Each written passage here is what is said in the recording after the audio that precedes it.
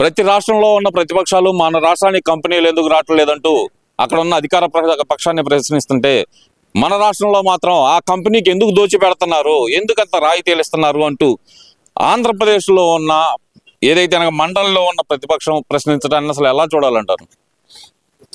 ఇప్పుడు రోజుకి 1 by 1 కనపడుతున్నాయి కదండి. ఇప్పుడు నిన్న కాక మొన్న చూసాము, రాంబిల్ మండలంలో ఫార్మాస్యూటికల్ కంపెనీ శంకుస్థాపన చేశారు. అది కూడా దాదాపు వాళ్ళు 1500 మందికి ఉద్యోగస్తులు ఇవ్వడానికి వాళ్ళు 1 yearలో ఇచ్చేస్తామని కూడా చెప్తున్నారు వాళ్ళు.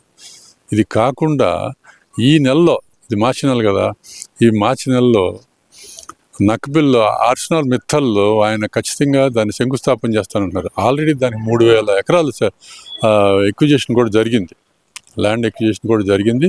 అంతా వారి ఏర్పాట్లన్నీ స్పీడ్గా చేస్తున్నారు. ఆ కంపెనీ కూడా ఐరన్ కంపెనీ కూడా, స్టీల్ కంపెనీ కూడా త్వరలో ఓపెన్ కూడా అయిపోతుంది. అది ఇది కాకుండా తిరుపతి సిసిటీ ఏరియాలో కూడా ఇంకొక స్టీల్ కంపెనీ ఒకటి పెడదామని ప్రపోజల్లో వచ్చింది. అది కూడా ఫాస్ట్గా మూవ్ చేస్తున్నారు దాన్ని కూడా. ఇది కాకుండా ఒక చిన్న విషయం మీకు చెప్పాలనుకుంటున్నా ఏంటంటే, మొన్న ఈ మధ్యకాలంలో లోకేష్ గారు ప్రజల గురించి స్పందించే తీరు అమోఘంగా ఉంది. చాలా చాలా హ్యాపీగా ఉంది, చాలా సంతోషంగా ఉంది, ఎంకరేజింగ్గా కూడా ఉంది. పీపుల్కి ఎంకరేజ్, ఎప్పుడో మనం అందరం మర్చిపోయాము, దానగుణము అనేది మర్చిపోయాం మనం. అలాంటిది లోకేష్ గారు తన యొక్క విఘ్నతతోటి చాలా మందికి హెల్ప్ చేస్తారు. అటు హైదరాబాద్లో ఒక లేడీకి హెల్ప్ చేయటం కానీ, లేడీ కుటుంబాన్ని తీసుకొచ్చి మళ్ళీ ఆంధ్రాలో అమ్మకి ఇల్లు అది ఇవ్వటం, అది చేయటం కానీ, తర్వాత రెడ్ బన్ను కోవా బన్ను ఆయనకి అండగా నిలవటం కానీ. ఇది కాకుండా మొన్న జరిగిన సంఘటన చూస్తే అందరికీ ఒళ్ళు జలరిస్తుంది. ఏంటంటే, ఒక చిన్న పిల్లకి 16 కోట్ల రూపాయల తాలూకు ఇంజక్షన్ కావాల్సి వచ్చిందంట. మరి దాని కాస్ట్ ఏంటో మనకు తెలియదు, కానీ దాన్ని మీడియాలో ప్రవేశపెట్టగానే ఈ యూట్యూబ్లు, ఈ మీడియా మీద కొంత అపోహ ఉన్నమాట వాస్తవమే. కానీ ఈ రకంగా ఎంత ఉపయోగపడిందంటే ఈ మీడియా అనేది, నిజంగా హ్యాట్స్ ఆఫ్ టు మీడియా. ఆ రకంగా వీళ్ళు మీడియా వాళ్ళు చేసినందుకు 10 కోట్ల రూపాయలు వాళ్ళు స్పాన్ ఆఫ్ షార్ట్ టైంలో ప్రజలు స్పందించి దాన్ని ఎలాగా వాళ్ళు హెల్ప్ చేశారనేది నిజంగా వాళ్ళందరికీ హ్యాట్స్ ఆఫ్ చెప్పాలి, మనం సెల్యూట్ చేయాలి. మిగతా 6 కోట్ల సంగతి తను లోకేష్ గారు వెంటనే లైన్లోకి రాగానే ఆయన చూసుకుంటానని చెప్పారు. అక్కడితోటి చాలా చాలా చాలా సంతోషం అయిపోయింది ప్రజలందరికీ కూడా. అది హెల్ప్ చేయటం అనేది చాలా గ్రేట్ థింగ్. అంటే మీరు అంటున్నారు ఆ ఎస్ఎంఏకి సంబంధించి గతంలో మా జగన్మోహన్ రెడ్డి అయితే ఒక్కడే 16 కోట్లు ఖర్చు పెట్టాడు రాష్ట్ర ప్రభుత్వం తరఫున, ఇప్పుడు కూటమి ప్రభుత్వం చేసిందే ఉంది అంటున్నారు కదండి. మరి 16 కోట్లు ఆయన అక్కడ ఏం ఖర్చు పెట్టాడు? ఆయన ఎక్కడ ఖర్చు పెట్టాడు? ఒక్కళ్ళకే ఇచ్చారంటండి 16 కోట్లు. మరి ఇప్పుడు ఇచ్చారు కూడా ఎవరు? ఆయన 1 కోటి రూపాయలు వరదల ప్రాంతాలకు ఇస్తానన్నాడే, ఇవ్వలేదు. ఇంకా ఆయన ఇచ్చాడు అనమాట, ఎవరు నమ్ముతారు కదండి. ఆయన తీసేయండి, ఆయన పిచ్చి మాటలు. కానీ Lokesh is a real person అండి. వాళ్ళ దేశం మొత్తం మీద లోకేష్ గారు నిజంగా ఆదర్శంగా తీసుకోవాల్సిన ఆవశ్యకత ఉంది. ప్రతి ఒక్కళ్ళు కూడా, స్టూడెంట్స్ పర్టికులర్గా తీసుకోవాల్సిన ఆవశ్యకత ఉంది. ఆయన చూసి స్టూడెంట్స్ బాగా సెన్సిటివ్గా ఉండాలి. ఆయన చూసి నేర్చుకోవాల్సింది చాలా ఉంది.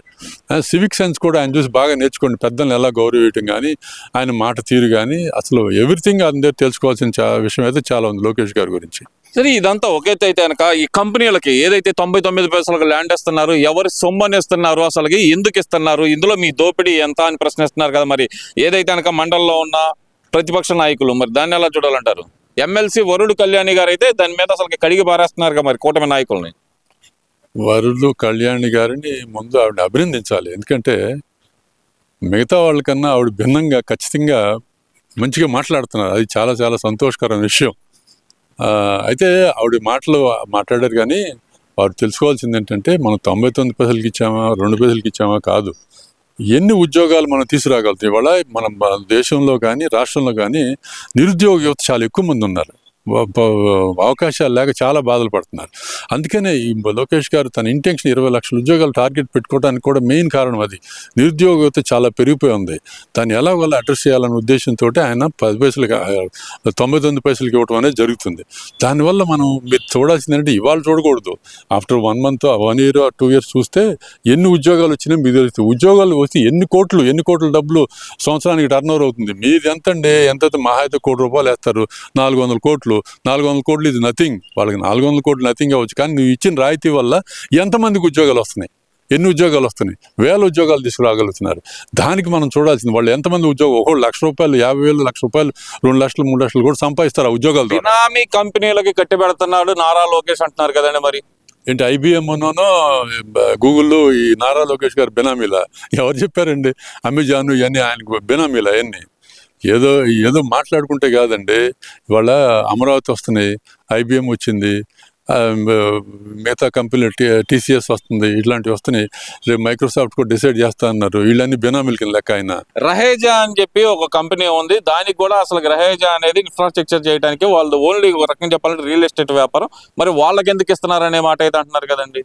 మరి ఇప్పుడు ఇవాళ మీరు నిజంగా కనుక అవన్నీ పెద్ద కంపెనీలు వచ్చి డెవలప్ చేయకపోతే ఈ రహేజాన్ని కూడా ఇవ్వడానికి అవకాశం లేదు. ఎందుకంటే పెద్ద కంపెనీలు అంత స్ట్రాంగ్గా చెప్పి నీ లక్షల కోట్లు చేడుతున్నామని చెప్పి గూగుల్ CEO వీళ్ళందరూ చెప్పారు కదా.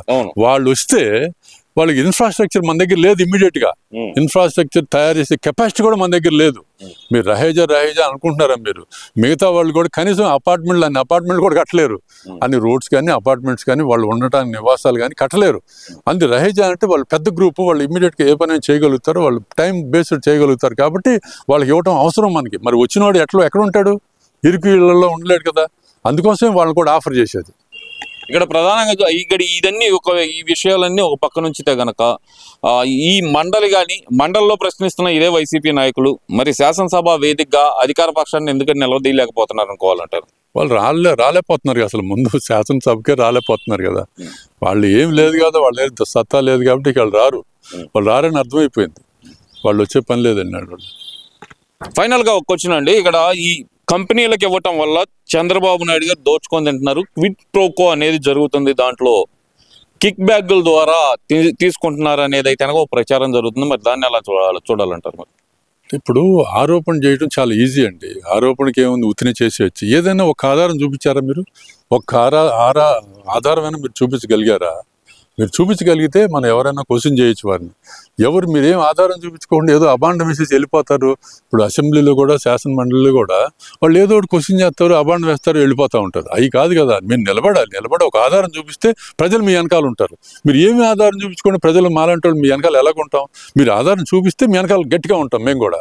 ఏది అక్కడ అవకాశమే లేకుండా చేస్తున్నారు. మీరు ఏదో ఉత్తిన అబాండం వేసి వెళ్ళిపోతున్నారు. అది లోకేష్ గారు కూడా చెప్తాను అక్కడ, మీరు అబాండం వేసి వెళ్ళిపోతున్నారు, నిలబడి మాట్లాడండి, మేము దానికి సమాధానం చెప్తామంటున్నారు. కానీ వాళ్ళు నిలబడలేకపోతున్నారు కదా. వీళ్ళు చెప్పిన దానికి వాళ్ళు సరైన సమాధానం చెప్పలేకపోతున్నారు.